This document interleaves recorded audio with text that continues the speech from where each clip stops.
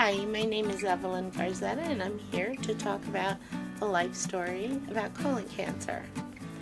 My mother died of colon cancer at 63, and her story was quite interesting. She suffered from back pain, at least that's what the doctor told her, that it was arthritis.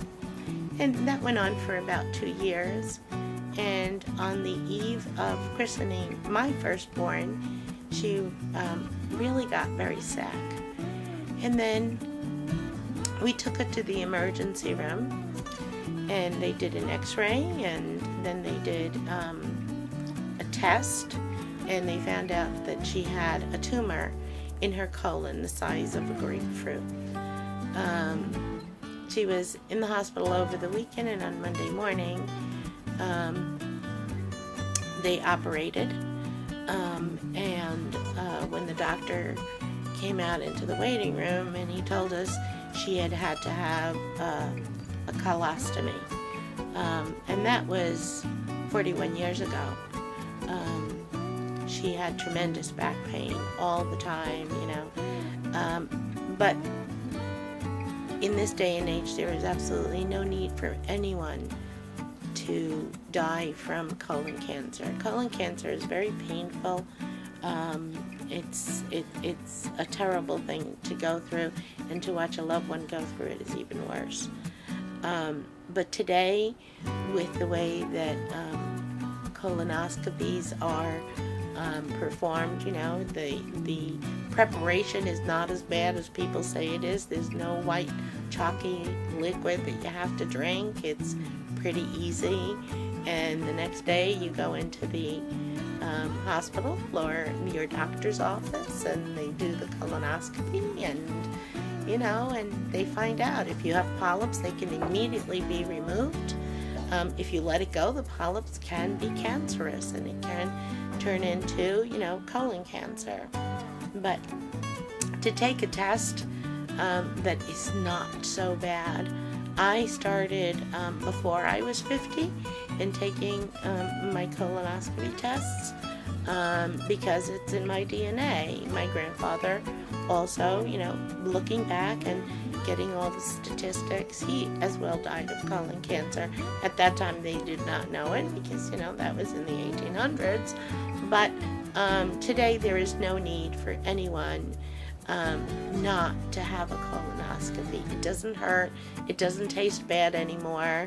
You get to sleep for half an hour, and if they find polyps, they cut them out, and you don't, and you do this, if I'm not mistaken, the time is every 5 years until you're a certain age.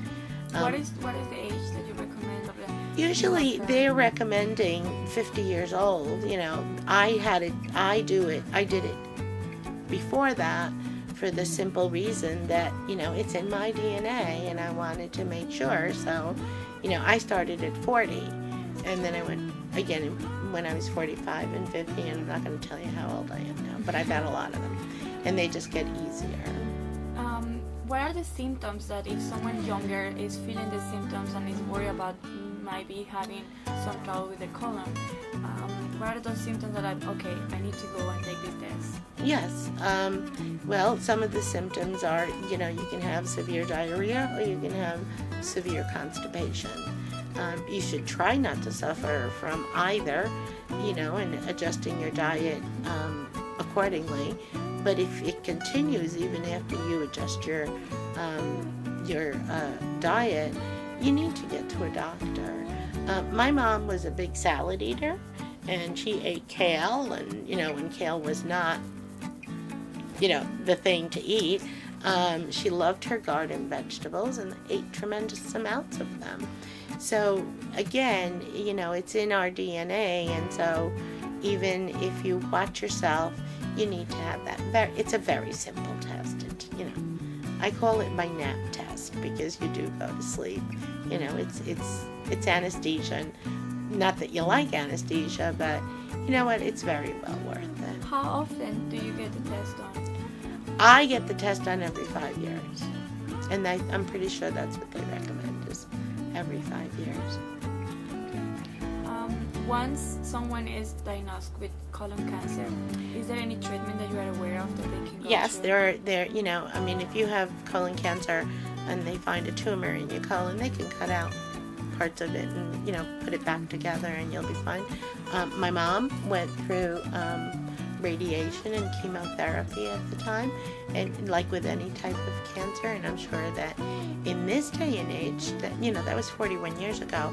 In this day and age, I'm sure that it is so much easier and better to get better treatments that are more directed to something, you know, in the colon, you know, where it doesn't rip your body apart with as chemotherapy back then did. It ripped just ripped everything inside of you apart, and that was tough. It was a very tough thing to go through that far back.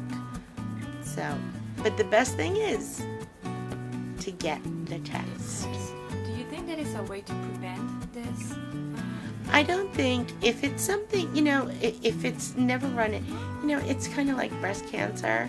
You still do your breast, you know, exams and of yourself, and when you go to the OBGYN. But if it's in your DNA, you should learn, you know, from your grandparents and your parents while they're still here. You know, talk to them. You know, find out about your great-great-grandmother, great-great-grandfather, how they passed away, you know, and it's all about the symptoms, because back then there weren't none of these diagnoses. In thinking back and talking about my grandfather, he died of prostate cancer. You know, they didn't know what it was back then. So it's getting your family history, and from your family, both sides. You can't just do one, but knowing what is in your family history. And prevention is get the exam, and you know, that's the best way to find out at this point in time. But if it runs in your family, no different than breast cancer or any type of, you know, melanoma cancer, you stay out of the sun, you use sunblock, you know. So it's the educational part that we need to do about what runs in our families. Well, thank you so much, Evelyn, for sharing this information with ABC Latino Let's Talk Health. Thank you, Matthew. Thank you for having me.